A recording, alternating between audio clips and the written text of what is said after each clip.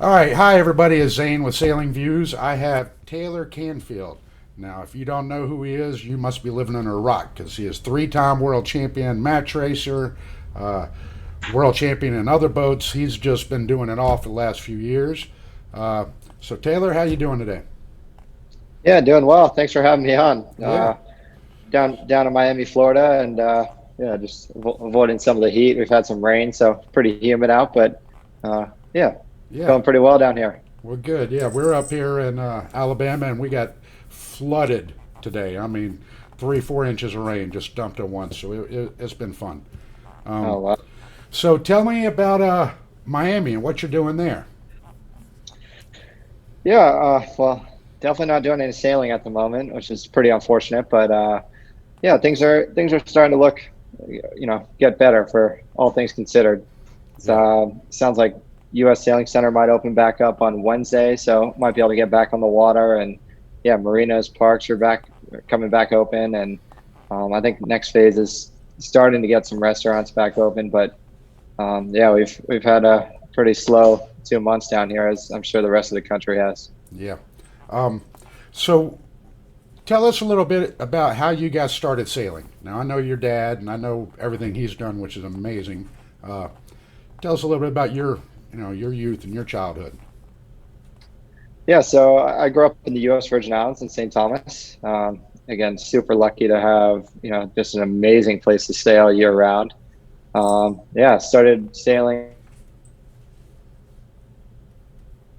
when I was like 5 or 6 years old, and to be honest, I wasn't super fond of it in the beginning, and it sort of became like a social thing for me, and some of my friends were doing it, so I hung in there after a little bit of hatred Yeah, towards it, and just 18 knots every day trying to learn to sail, and that was it was pretty brutal.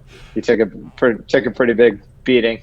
yeah. Ended up on the beach a few times, but yeah, stuck with it. Started racing when I was like 7 years old, and yeah, I guess been doing it ever since, and sailed in I don't know countless classes, and one design classes, and I don't know. I've kind of tried to do a little bit of everything. Yeah, This has been my goal. yeah. Now I know we sailed together once years ago with Mark Blackstone on a IC 24. Now, and I mean you were a little junior back then, and I think it was a Rolex and St. Thomas. Did any of that sailing you did in that group? Because I know there were some really good sailors there. Did any of that help you, learn how to sail a little better or help your career? Oh, absolutely. Yeah, it's pretty cool. A pretty cool story about the IC 24 class that you mentioned. Started in St. Thomas, and it's kind of spread throughout the Caribbean, and basically took the old J 24s that weren't being used anymore, and a guy Chris Rosenberg and Morgan Avery came up with a new design for a new cockpit to plug into a J 24 hull, and um, I guess it resembles maybe like Melda's 24 cockpit the most. But yeah, just designed to kind of keep it a little more casual, not having to hike legs out, and a little more comfortable layout. Yeah, actually, my dad owned IC 24 number one. Nice. Um, yeah, yeah. So I grew up, learning how to sail that keel boat, and numerous others. But yeah, started driving that thing when I was like 13 years old, and did a few Rolexes. Sailed, as you mentioned, sailed against Mark Blackstone, sailed with him.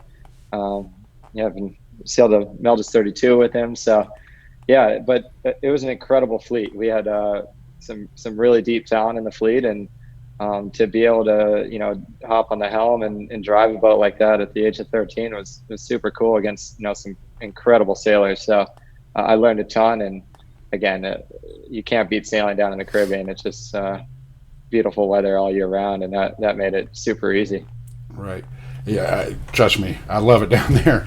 All right, so who were some of your early influences? Who helped you out a lot? Who kind of coached you? Who got you? Who turned you into the superstar you are today? Oh man, plenty of people on that list, but yeah, I probably owe most of the credit to a few of my buddies, Thomas Barrows and Cy Thompson, and one of my crews, Nate Rosenberg, and those guys I just grew up sailing with, and we continue to push each other, and Even though we didn't always have like the most structured sailing environment, we'd go out and cruise around and kind of just keep pushing each other, which was really, really cool and helpful for my sailing. And then, just guys to look up to down in the Caribbean, Peter Holmberg and the Ben Beers and the guys that, made it really far in the sport coming from the Virgin Islands is incredible to see. So, that's kind of where I've got my push from and my drive from to try to make it to the America's Cup, seeing Peter Holmberg do that. And obviously he's had a very successful career with a silver medal in the Finn at the Olympics and winning the America's Cup. So some big shoes to follow, if you will. Yeah. All right. So how did you get into match racing? Yeah, so I probably trying to think back. I think I started match racing when I was maybe like 16 or 17 years old. All happened just around like end of high school, going into college era, and again, that's ever since I probably went to the Gold Cup, the Junior Gold Cup in Bermuda.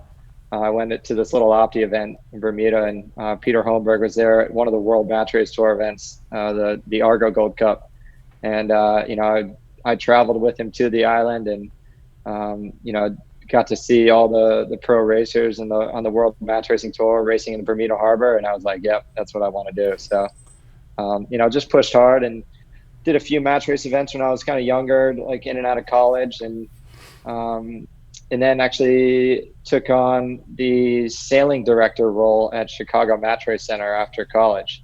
Mm-hmm. And it's incredible opportunity. Don Wilson has built an incredible program there that is, hosted countless events and taught a ton of people how to sail, how to match race.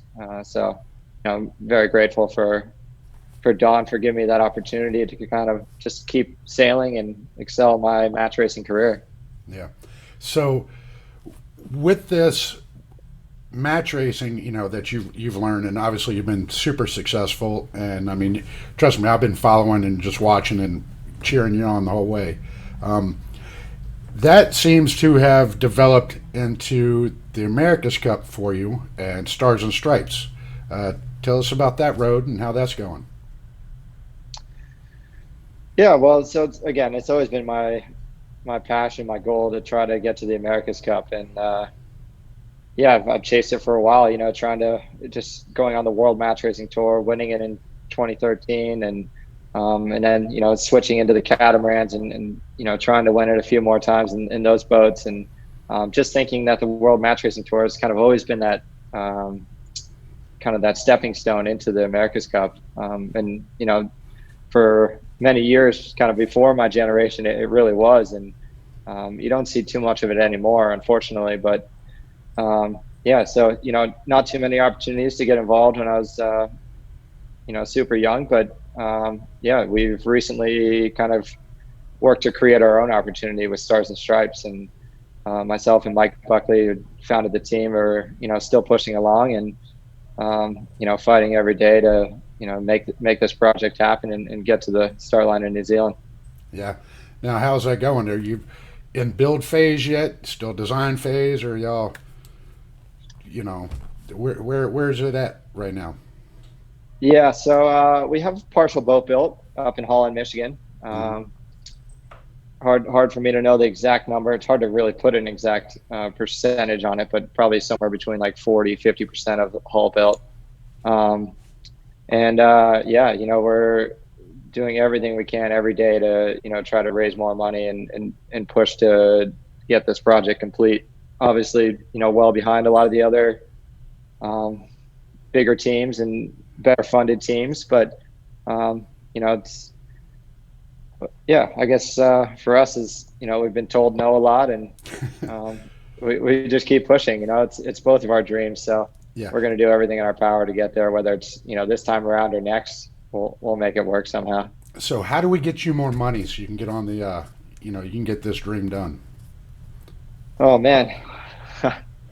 We've tried a lot of outlets. So if you know anyone, we'd love the opportunity to kind of share our story and our vision. And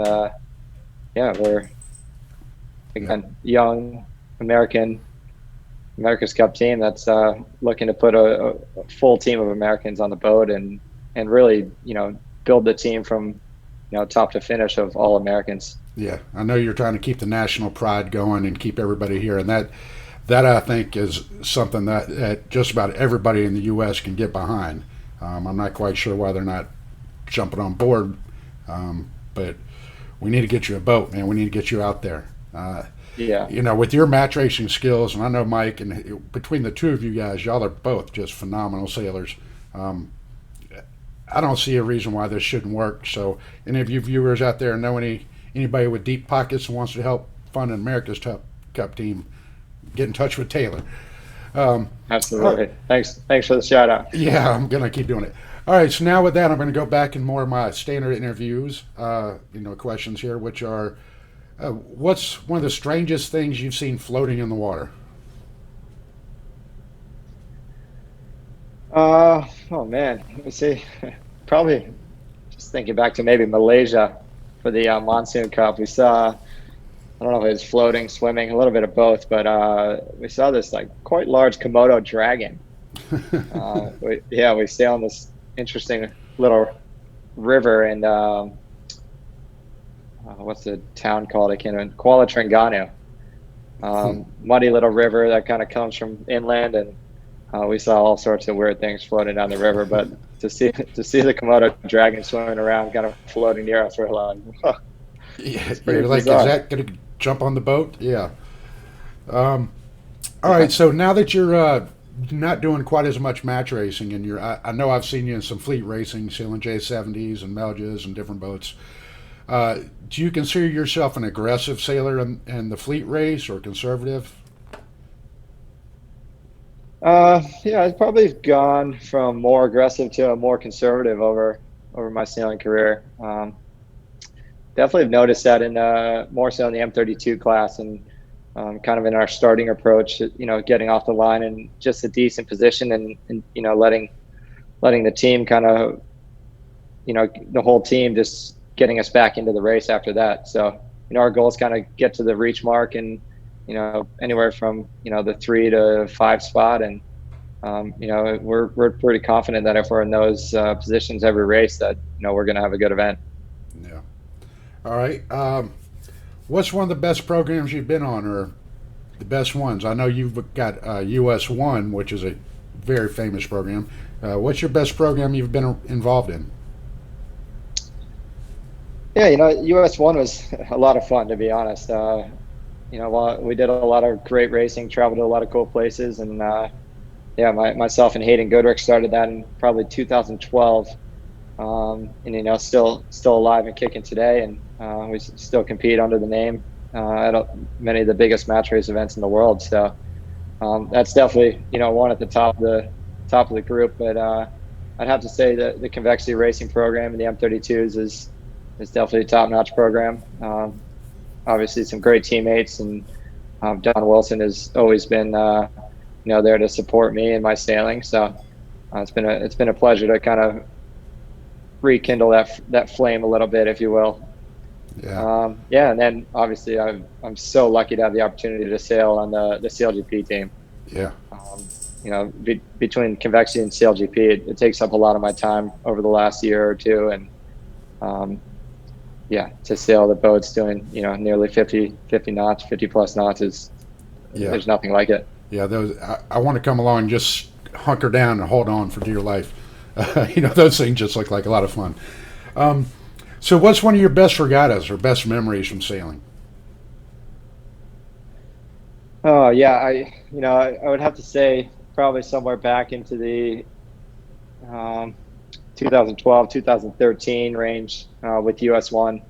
2012 we were just a young team that didn't really have any business being on the World Match Racing Tour, and we got a couple wild card invites to some of these events, and everyone was kind of paying their own way, and we'd split the prize money at the end of the event if we won any. We had just a killer season, and got 3 wild card invites, and I think had a 4th at one of the World Tour events, and then we won the next 2. And to to win, the Gold Cup in Bermuda and then the Monsoon Cup back to back. With not even having a tour card was pretty cool. But I mean, you think about them all, like winning the World Match Racing Tour, winning the Etchells Worlds. Every Congressional Cup is amazing. That event is just standalone. Yeah, Uh, I've been watching some of the videos from your Congressional Cups and pretty much a lot of your match racing things. That just looks like fun. I mean, it made me want to get back out there.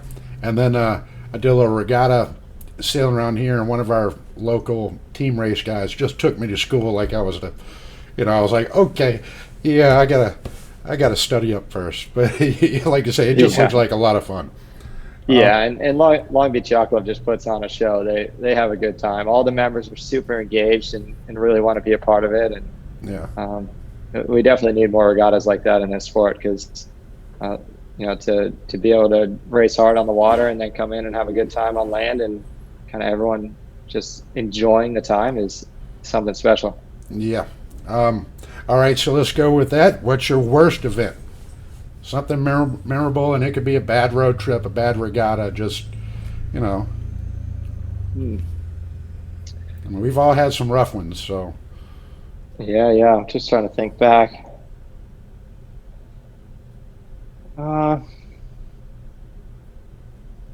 it's funny. The few that come to mind all happen to be in Marstrand, Sweden. While it's a amazing place to sail and always a good time, the Match Cup Sweden, we've just had some bad luck at that event. And we've been to the quarterfinals and semifinals like countless times, and even the finals in the M32s. But yeah, probably even though we ended up second on the World Match Racing Tour, losing the World Match Racing Tour after leading the final race is pretty tough moment for me in my career. no, I can imagine. Now, were you on us when we got hit on that hole on the IC-24 that one time? I can't remember if you were sailing with us or not. I don't know. No, Um, don't think so. We were doing a St. Thomas. We're coming up on starboard ley line, top two or three, and all of a sudden, whoop, put a 3-4 foot hole in the side of our boat. We're like, that just killed our whole spring. That was a crazy one. All right, for some reason I Yeah, thought you were with us. All right, I do remember it. I forget that was so many years ago. I forget if I was on the boat or on the other boat that hit you. I don't know. yeah, that was fun. Um, Yeah. all right, let's see. What are your future plans? I mean, are you going to just keep focusing on the GP, or are you going to keep just kind of waiting on Stars and Stripes to get more money, or what are your future plans in sailing? Yeah, so as I mentioned, kind of been focusing on these two programs right now, Convexity and the M32s, and the Sail GP project, and well, obviously Stars and Stripes as well. But no sailing to be done with that program at the moment. So yeah, we've had a great year and a half of those two programs, and I'm looking forward to kind of jumping back in with the same two right when things get going again. But yeah, picking up events here and there, and maybe looking for a J70 or an Etchells program to hop in on. Yeah, I've haven't sailed the Etchells in quite a long time, but I really do enjoy the one design racing, big fleet one design racing. So Hmm. there's been a little bit of a lack of that kind of in my path lately. So I might try to get back into that a bit and see if I can find some good programs to join. Yep, there you go. All right, so what's your thoughts on women's sailing? What can we do more to help it? What are your ideas? Yeah, I mean, obviously, I have a fiance who's very involved in the sailing scene. She's just qualified to go to the Tokyo Olympic Games now Hmm. in 2021. So she's always, been an incredible sailor and is works harder than most people I know. So I've had the privilege of sailing with her, sailing against her. We've won a national and North American and world championship together, all on the same boat. So Nice. I have plenty of respect for her and all the other women out there, and there's no reason that they can't be doing what any of the classes that they want to. Yeah. It's all about how hard you want it, or how much you want it, how hard you push. Yeah. Well, There's plenty of women out there that'll push a lot harder than a lot of the guys. So oh yeah. I have a lot of respect. Well, I tell you what, tell her that she can drive my boat anytime she wants. So, low budget program, but she can always drive it. Yeah. I might hop in the FX with her this week while her crew is in Miami, and she's gonna definitely crack the whip a bit. So that'll be interesting. Yeah, when was the last time you were on a wire? Oh man, probably 2 years ago with her, and before that maybe NACRA 17s, Yeah. like a little bit before that. So Yeah. All right. So, what kind of ideas do you have on growing the sport? What can we do to get sailing a little more popular, or just get more people out there? Either or. yeah, I was actually just talking to Mike Buckley about this a bit, and um, yeah, it's a tough one. It's always kind of been this enormous sport that just doesn't appeal to people that don't have any involvement in it. But what's cool, I think, is big series like CLGP and the World Match Racing Tour, and there's a lot of other boats, the 52s and the M32s. They're all doing this cool live racing now that you can go on and tune into, and they're all pretty cool boats and tight racing. So I think the online presence and just live streaming in general has definitely opened up some eyes. I mean, I don't know if you've seen, I'm sure you have seen some of the CLGP stuff, and I go back and rewatch it because I miss a lot of the race while we're sailing, and I'm like, wow, this is incredible watching these things. So, but yeah, other than that, Mike and I were talking about this, and we're thinking about ways at events that we could try to continue to just raise the level of the fleets, and continue to just raise the overall level of sailing, so that people remain interested and want to bring more people in. And a few ideas we were talking about are just having some of the top guys in the fleet from the day each day, having a little debrief with the event, and just having a kind of Q&A after racing, so that people can approach other top sailors in the fleet. And I know the Meldis 20s in particular have done a little bit of that, and I think it was pretty successful. And just little things like that, I think, would go a long way to help grow and keep people interested and keep people racing. Yep. I think, just about everybody mentions the social aspect. Over the last, I don't know, 15, 20 years, I know I've seen, kind of the development of full pro teams, and then the social aspect. And I mean, you know me pretty well. I love the social aspect, but I see how most of the pro teams are like, all right, we're in here for an hour. You slowly disappear, and they all, go to their own separate quarters, and everybody sort of disperses from a regatta. And, as someone who helps, because I like putting together races and helping out race committee and doing things like that, how can we keep people there? You got any ideas on keeping some of these pro teams that, granted, most of them are on a strict diet, strict physical regimen. What can we do to keep teams like that to stick around and hang out with the with the regular people at the yacht club?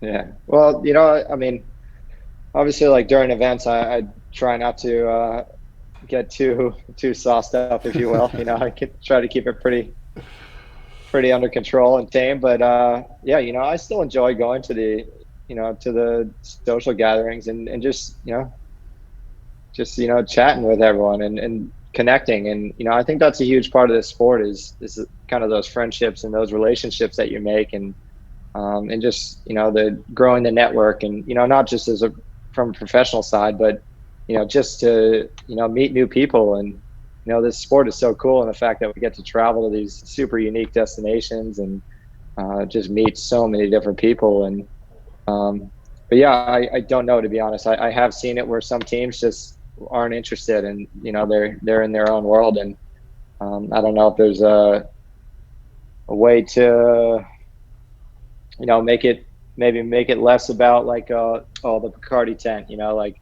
you got to go, and it's almost like pushing you to drink, Yeah.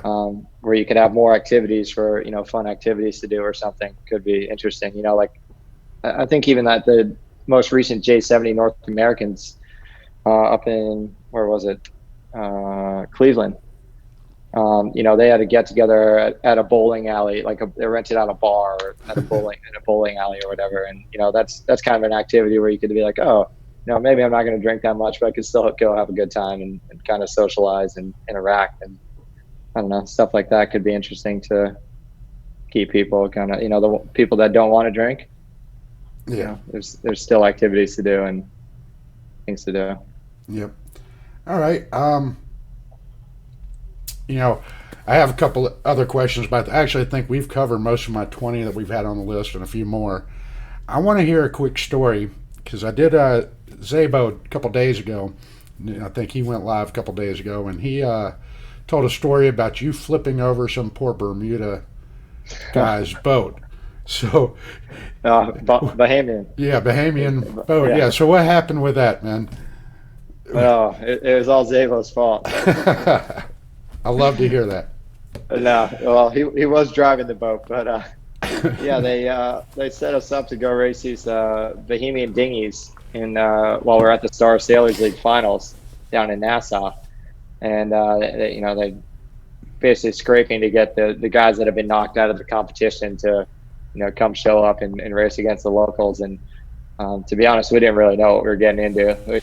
We show up, it's blowing like 18 knots. We're like, oh yeah, this will be fun. We're gonna have a good time.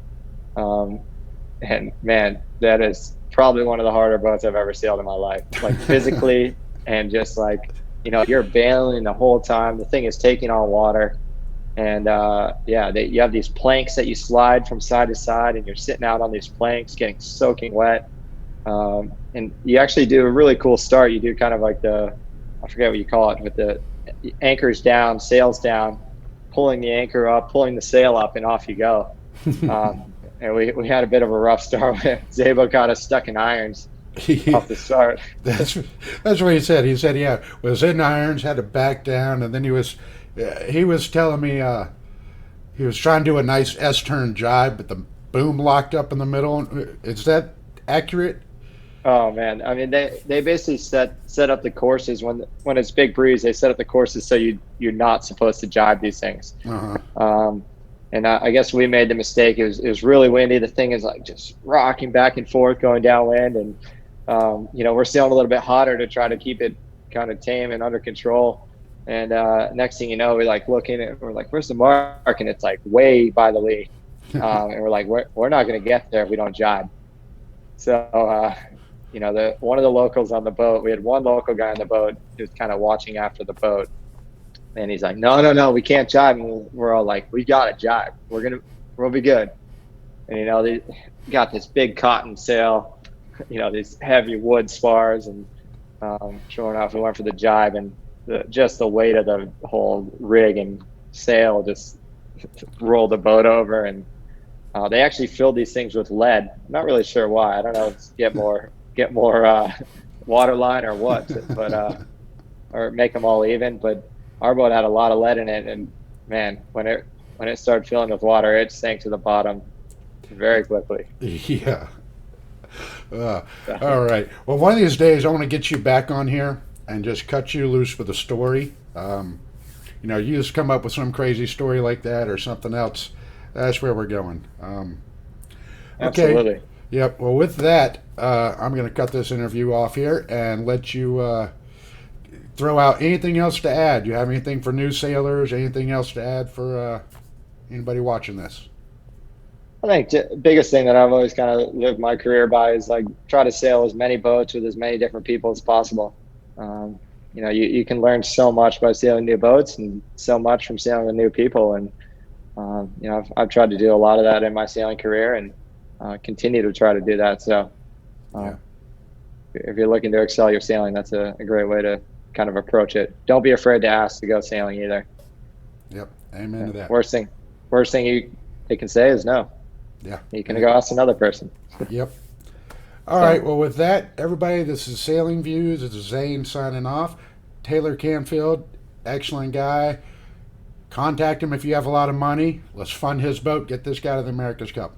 So with that, I'll bid you adieu, and I hope you guys like the new background. That's how to pull out a sail instead of my fireplace. and you'll notice the new video editing software. So hopefully these videos are getting better. Hit the like and subscribe button. Once again, Taylor, thank you very much. And everybody, bye-bye. Nice one. Thanks, Zane. Yep.